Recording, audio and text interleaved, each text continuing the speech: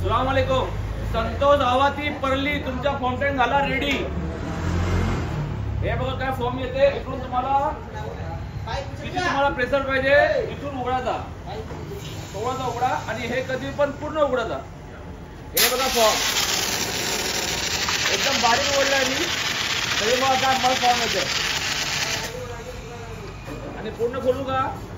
पूर्ण खोलल्यावर मग आता लांब उभारावं लागेल तुम्हाला, आता लांब उभा राहायचा आणि आता मला हे बघा काय फॉर्म जबरदस्त इथून दाखव रे।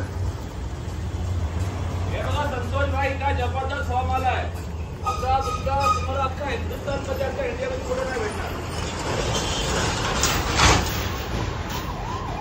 थोडासा उघडला, एकदम बंद केला नंतर थोडासा उघडला। हे बघा किती गाडा गाडा पोहोचला, तुम्ही काय फॉर्म येते एकदम गाडा गाडा फॉर्म। ठीक आहे, आता याला पॅक करतो आणि ट्रान्सपोर्ट मध्ये टाकून येतो।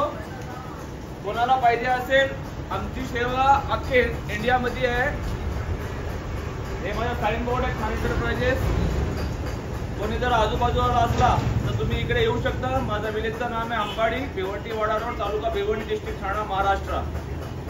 ठीक आहे, आणि यो काय चायनामेड सारखा नाही आहे की थोडी जास्ती हवा भरली की फटून जाणार। ते याच्यामध्ये तुम्ही 500 पाऊंड पण हवा भरली ना याला काय फरक पडणार नाही।